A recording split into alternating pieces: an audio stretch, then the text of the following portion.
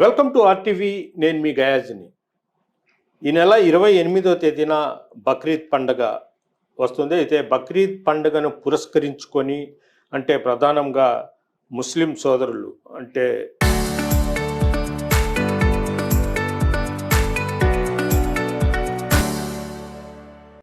గోవులను కుర్బానీ చేయడం, గోవులను అంటే ఒక రకంగా చెప్పాలంటే వాటిని కుర్బానీ అంటారు.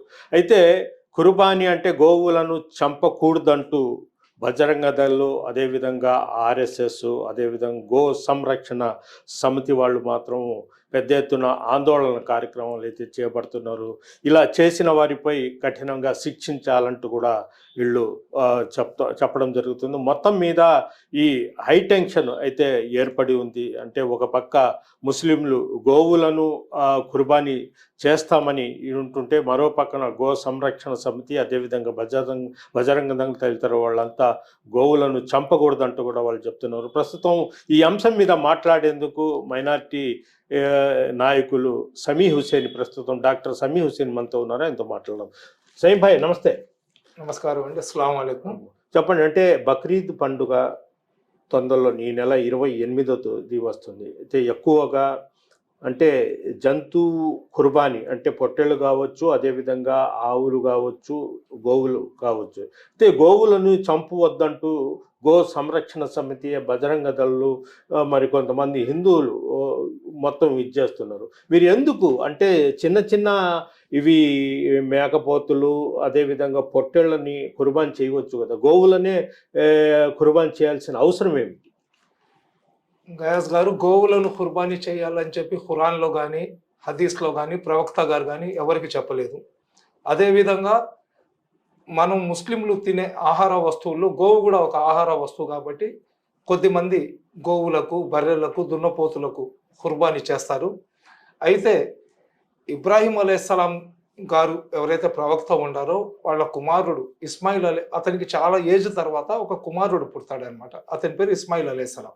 ఇస్మాయిల్ అలైహిస్సలాం పుట్టిన తర్వాత అతనికి ఏజ్ అయిపోయిన తర్వాత ఆ కుమారుడు పుట్టితే ప్రపంచంలో అన్నిటికన్నా ఎక్కువగా అతను ఇబ్రాహీం అలైహిస్సలాం గారు ఇస్మాయిల్ అలైహిస్సలాంని ప్రేమిస్తుంటే అల్లాహ్ సుబ్హానహు తఆలా అతనికి పరీక్షించాలనే ఒక నేపంతో అతనికి 3 రోజులు కలబడుతుంది అనమాట.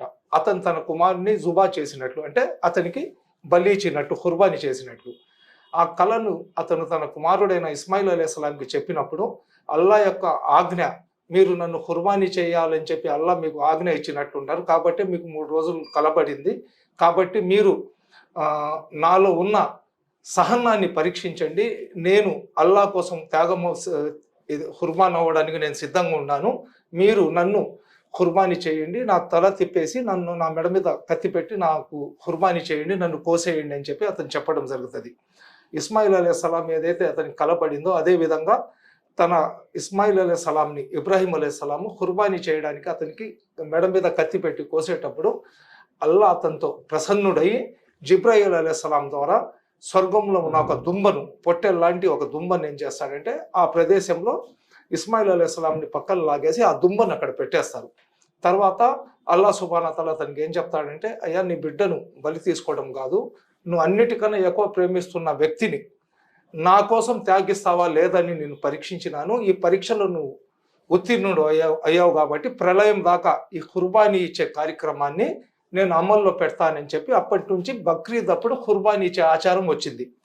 మొహమ్మద్ ప్రవక్త సల్లల్లాహు అలైహి వసల్లం గారు తన జీవితంలో ఎక్కడ కూడా గోవులను బలి ఇవ్వలేదండి, గోవులను కుర్బానీ చేయలేదు. అదేవిధంగా ప్రస్తుతం చాలామంది సౌదీలో ఉన్న దాన్ని, సౌదీలో చంద్రుడు కనబడిన తర్వాత 2వ రోజు మేము పండగ చేసుకుంటాము, సౌదీలో నెలవంక చూసిన తర్వాత మనం రంజాన్ డిక్లేర్ చేస్తాము, సౌదీలో హజ్ అయిన తర్వాత మేము బక్రీద్ చేసుకుంటాము. ఇవన్నీ కూడా మనం కొన్ని, ఎందుకంటే మక్కా మదీనా అనేది, సౌదీ అనేది ప్రవక్త గారు పుట్టిన ప్రదేశం కాబట్టి అక్కడి ఆచారాలను మేము కాపీ కొట్టుకుంటాం. ఇస్లాం ధర్మంలో ప్రపంచంలో ఉన్న ముస్లిమ్స్ అందరు కూడా సౌదీలో లాగా జరిగింది, అక్కడ ఇలాగ జరిగింది, ఇస్లాంలో ఈ రంజాన్ అప్పుడు కూడా అవును అక్కడ నెలవంక చూసి చేసిన తర్వాత 2వ రోజు ఇక్కడ చేసుకుంటాం. అది నేను ఎవరైతే మన భారతదేశంలో ఆవులకు కుర్బానీ ఇవ్వాలని చెప్తున్నారు కదా, అంటే ముస్లింలు అందరూ కూడా ఆవులకు ఇవ్వరండి. ముస్లింలలో ఒక 10%, 15% కొద్దిగా మిడిల్ క్లాస్ వాళ్ళు, బిలో పావర్టీ లైన్లో ఉన్నవాళ్ళు ఆవులకు ఇవ్వడానికి ముందుకు వెళ్తారు. ఆవులకు కుర్బానీ చెయ్యరని మేము చెప్తే అబద్ధం చెప్పినట్లు. కానీ 1,00,000 మంది ఇస్తే దాంట్లో ఒక 5,000, 10,000 మంది ఆవులకు కుర్బానీ ఇస్తారండి. అయితే సౌదీలో ఎక్కడైనా ఆవులను కుర్బానీ ఇచ్చినట్లు చూసారా మీరు? లేదు. సౌదీలో పొట్టేళ్లను, ఒంటేళ్లను కోస్తారు కానీ అవును. ఆవులను కుర్బానీ కానీ ఆవు అనేది సౌదీలో మనకు ఉండదు. గల్ఫ్ కంట్రీస్లో ఆవు అనేది అక్కడ రేర్ అనమాట. ఇంకొకటి ఏంటంటే ఈ ఆవులకు కుర్బానీ ఇవ్వకూడదని చెప్పి భారతదేశంలో ఉన్న ప్రతి జమాత్కి చెందిన ఆలింలు ఫత్వాలు ఇచ్చి ఉన్నారు.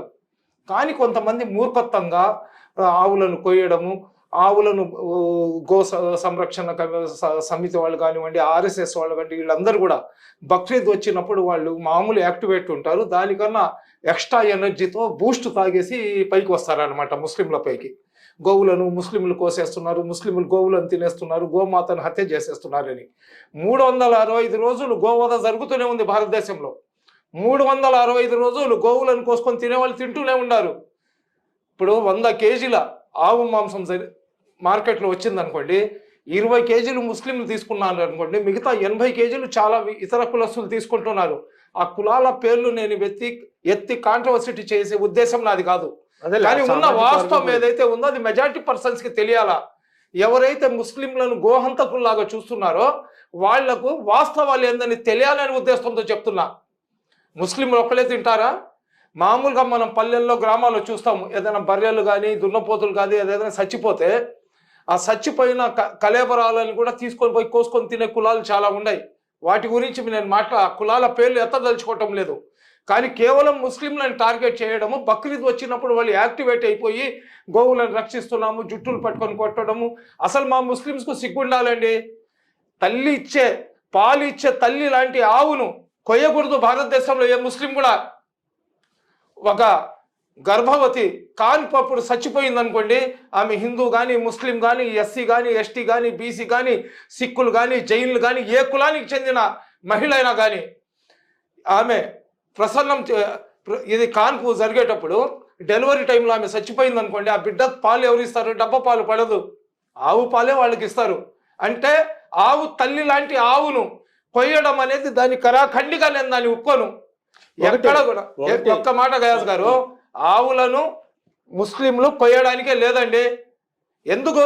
మనం ఏందో రంజాన్ బక్రీద్లో ఎవరో కొంతమంది కోసిన దానికి మొత్తం భారతదేశంలో ఉన్న ముస్లింలందరినీ రకరకాలుగా కులం పేరు పెట్టి తుర్కలు, మర్కలు, అదేని ఇదేని బూతులు, తిట్లు ఇవన్నీ మనం వెళ్ళాము.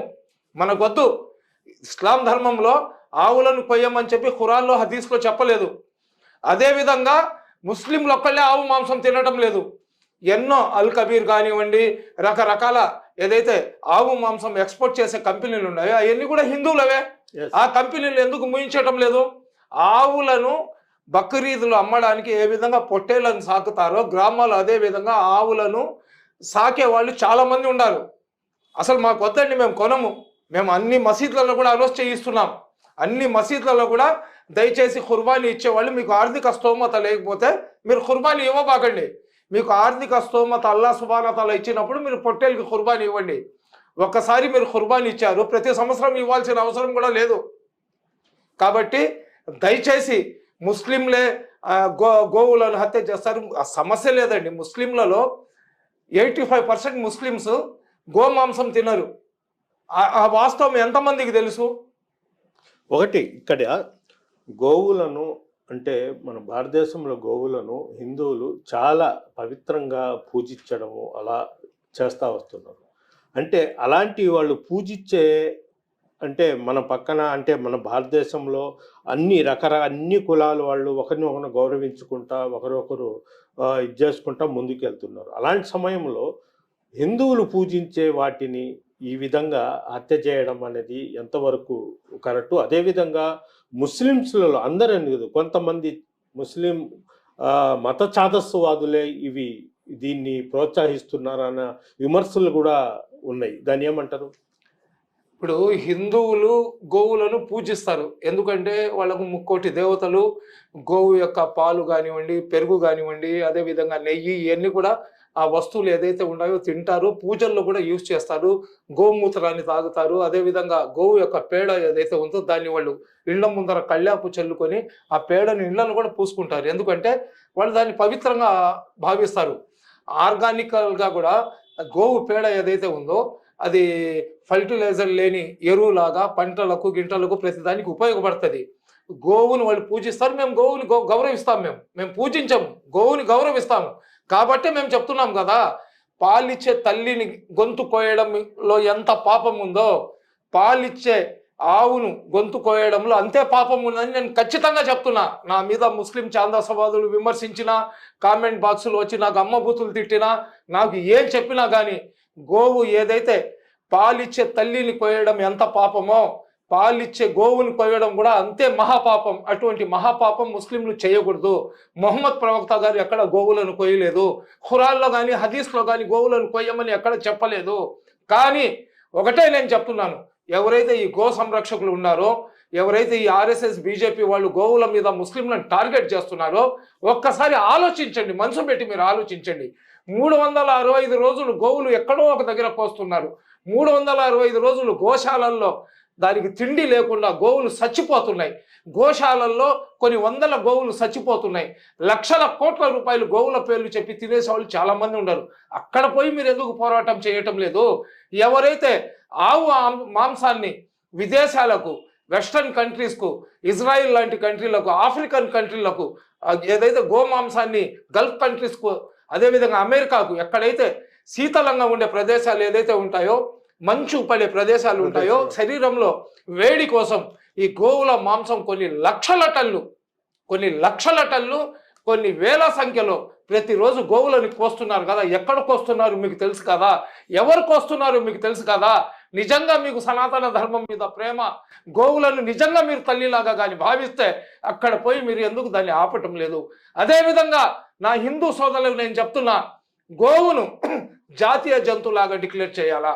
ఆ పోరాటం చేయడానికి డిక్లేర్ చేయమని చెప్పి కావాలంటే నేను ఆమరణ నిరాహార దీక్ష కూర్చుంటా.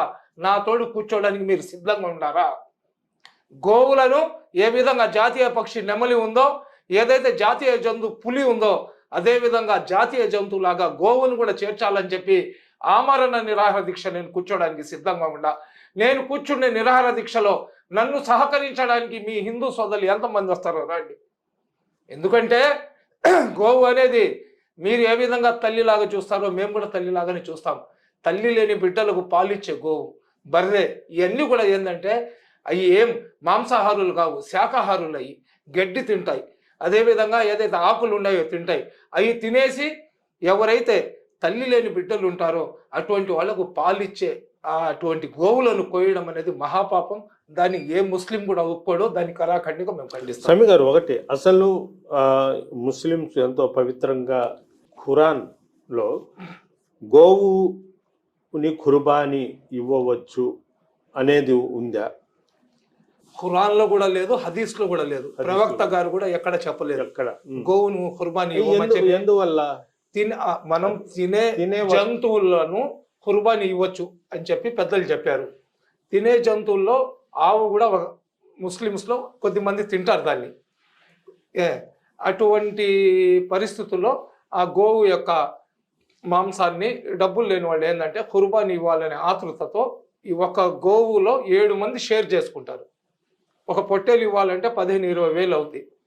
అలా కాకుండా ఒక గోవును తీసుకొని ఎక్కువ 7 మంది భాగాలు వేసుకొని ఆ గోవును ఖుర్బానీ ఇస్తారు. మీ దగ్గర ఆర్థిక స్తోమత లేనప్పుడు మీరు ఖుర్బానీ ఇవ్వాల్సిన అవసరం లేదు.